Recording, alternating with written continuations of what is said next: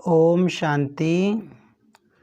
आज हम 25 अप्रैल 2023 बाबा की मुरली रिवाइज करेंगे। आज की मुरली का सार है, मीठे बच्चे तुम घर बैठे वंडरफुल रूहानी यात्रा पर हो। तुम्हारी है बुद्धि की यात्रा। कर्म करते इस यात्रा में कदम आगे बढ़ाते चलो तो पावन बन जाएंगे। बाबा कहते तुम जो यात्रा कर रहे हो वो रूहानी यात्रा है, मन बुद्धि की यात्रा है। तुम इस यात्रा को करते चलो, आगे कदम बढ़ाते चलो तो बाबा कहते तुम्हारी आत्मा पावन बन जाएगी। आज की मुरली में प्रश्न है, इस ज्ञान मार्ग में पेचदार तथा महीन बातें कौन सी हैं जो तुम बच्चे अभी ही सुनते हो। तो बाबा ने कहा कि इस समय चाहे मेल हो चाहे फीमेल हो, सब सजनियाँ हैं और सबका साजन एक शिव बाबा है। फिर बाबा ने कहा कि अगर शरीर के हिसाब से देखें तो बाबा कहते हैं तुम सब शिव बाबा के पोत्रे और पोत्रियां हो और इस समय तुम बाबा से प्रॉपर्टी का हक लेने आए हो। 21 जन्मों की प्रॉपर्टी तुमको दादे से मिलती है। बाबा कहते हैं मैं तुम्हारा दादा हूँ और तुम्हें दादा से प्रॉपर्टी इस समय मिल रही है और तुम दादा के पोत्रे और पोत्रियां हो। बाबा कहते हैं यही पेचदार बातें हैं कि एक तरफ तुम आत्मा रूप में सजनियाँ हो बाबा की, एक शिव साजन की, और दूसरे शरीर के रूप से अगर देखें तो बाबा कहते तुम पुत्री और पुत्रियाँ हो। गीत है हमारे तीर्थ न्यारे हैं। ओम शांति। अब देखते हैं मुख्य बिंदु। आज बाबा ने कहा कि जो दुनिया में मनुष्य करते हैं वो होती है जिस्मानी यात्रा, उसमें शरीर के साथ जाना पड़ता है। उनकी बुद्धि में बद्रीनाथ श्रीनाथ रहता है। लेकिन बाबा कहते कि अब तुम जो यात्रा कर रहे हो वो रूहानी यात्रा है। पहले तुम भी जन्म जन्मांतर जिस्मानी यात्रा करते आए। बाबा कहते अब तुम घर बैठे मन बुद्धि से यात्रा कर रहे हो, ये वंडरफुल यात्रा है। बाबा ने कहा कि तुम इस समय शिव बाबा तुम्हारे दादा हैं और उनकी प्रॉपर्टी तुम लेने आए हो। तुम्हें 21 जन्मों की ज़बरदस्त प्रॉपर्टी मिल रही है। सतयुगी दुनिया का राज्य भाग्य मिल रहा है। बाबा कहते हैं वो ग्रैंड फादर है और तुम्हें जो है 21 जन्मों का वर्षा दादे का मिल रहा है। बाबा ने कहा कि जो ब्रह्मा कुमारी संस्था है इसका जो बीज रूप है वो बाप है। बाबा ने कहा कि ये जो मनुष्य सृष्टि है इसका बीज रूप परम पिता परमात्मा है, क्योंकि परमात्मा की महिमा सबसे ऊंची है। इसीलिए ये जो मनुष्य सृष्टि रूपी झाड़ दिखाया है ये उल्टा दिखाया है, इसमें शिव बाबा को ऊपर दिखाया है। बाबा ने कहा क्योंकि परमात्मा ऊँचे थे ऊँचे इसलिए इसको ऊपर दिखाया है। बाबा कहते हैं कि जो परम पिता परमात्मा है उनका नाम रूप देश काल कभी नहीं बदलता, तुम्हारा नाम रूप देश काल बदलता है। बाबा ने कहा जो इस समय मेरे अंदर ज्ञान है वो मैं तुमको देता हूँ, तुमको नॉलेजफुल बनाता हूँ। बाकी बाबा कहते हैं कि तुम्हारी आत्मा और मेरी आत्मा में कोई फ़र्क नहीं है। जितनी छोटी आत्मा तुम्हारी है इतनी ही मेरी आत्मा है। ऐसे नहीं कि मेरी कोई बहुत बड़ी आत्मा है। बाबा ने कहा तुम्हारे आत्मा जितनी साइजी है, बस महिमा में फ़र्क होता है। बाबा कहते तुम्हारा पार्ट अलग है, मेरा पार्ट अलग है। बाबा ने कहा जब आत्मा 5 विकारों से मैली हो जाती है तो तुम्हारा दीवा बुझ जाता है और बाबा आकर फिर ज्ञान की रोशनी देते हैं।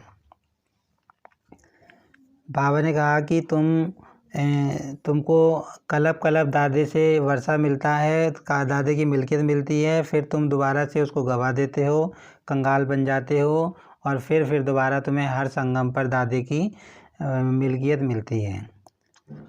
फिर बाबा ने बताया कि आत्मा कोई आग के जैसी नहीं है और ना कोई लाइट निकलती है। जैसे उन्होंने दिखाया है कि कृष्ण का जन्म हुआ तो बिजली चमकी, बाबा कहते हैं ऐसी कोई बात नहीं होती, ये महिमा के लिए दिखाया हुआ है। बाबा कहते हैं ऐसी कोई लाइट नहीं निकलती है, आत्मा तो शीतल है।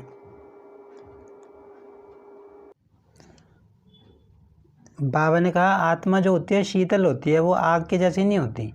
और जैसे उन्होंने कहा है परमात्मा हजारों सूर्य से तेजोमय, बाबा कहते हैं मेरी आत्मा भी शीतल है, मैं भी तुमको ज्ञान सुनाकर शीतल बनाता हूँ।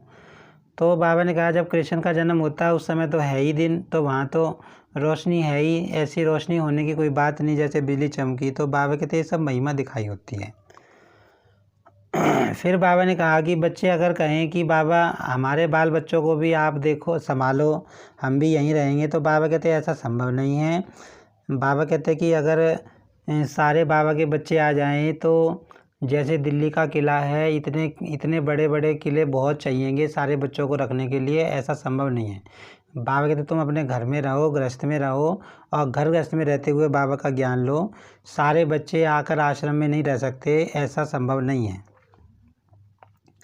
फिर बाबा ने कहा कि अब टाइम ज़्यादा नहीं है, टाइम विनाश का टाइम नज़दीक आने वाला है। बाबा कहते राम गयो रावण गयो, अब लास्ट टाइम आने वाला है। और बाबा ने कहा कि जैसे जैसे टाइम आगे जाता जाएगा तुमको साक्षात्कार होता जाएगा और पहले से तुमको पता चलता जाएगा कि अब क्या होने वाला है। आज की मुरली में धारणा के लिए सार है, बाप समान शीतल बन, ज्ञान चीटा डाल, मनुष्य आत्माओं को भी शीतल बनाने की सेवा करनी है। बाबा ने कहा जैसे मैं ज्ञान सुनाकर आत्माओं को शीतल बनाता हूँ, यही काम तुमको करना है। दादे की मिल्कियत को याद कर अपार खुशी में रहना है, रूहानी धंधा कर विश्व की बादशाही लेनी है। बाबा कहते जो रूहानी धंधा मैं करता हूँ वही तुमको करना है और तुम्हें दादे को याद करके अपार खुशी में रहना है। आज की मुरली में वरदान है, समीप संबंध और सर्व प्राप्ति द्वारा सहज योगी बनने वाले सर्व सिद्धि स्वरूप भव। तो आज की मुरली में बाबा ने वरदान में बताया कि जो बच्चे बाबा के संबंध में होते हैं, समीप होते हैं, मतलब हमेशा कांटेक्ट में रहते हैं, दिल का उनका संबंध होता है, नज़दीक रहते हैं बाबा के, तो बाबा कहते हैं उनको सर्व प्राप्तियों की अनुभूति होती है, जैसे कि सर्व प्राप्तियाँ उनको मिल गई हैं और उनको सहज योग अनुभव होता है। उन्हें योग लगाने की कोशिश नहीं करनी पड़ती, उनका योग स्वतः लगा रहता है, वे सहज योगी बन जाते हैं। तो उनको फिर क्या अनुभूति आती है? बाबा कहते हैं ऐसे बच्चों को ऐसे महसूस होता है कि मैं तो हूँ ही बाप का, है ना। उन्हें अपने आप को याद नहीं दिलाना पड़ता कि मैं आत्मा हूँ, बाप का बच्चा हूँ।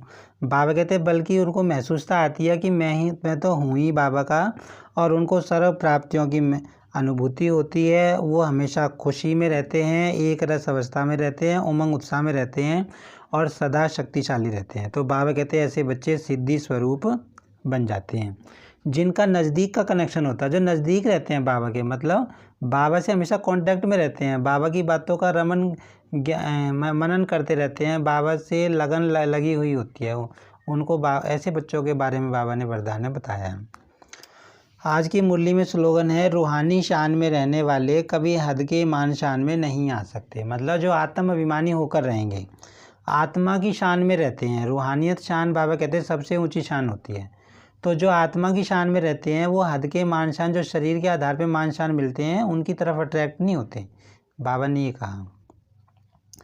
आज की मुरली से हम स्वमान लेंगे, मैं आत्मा सहज योगी हूँ। अच्छा, ओम शांति।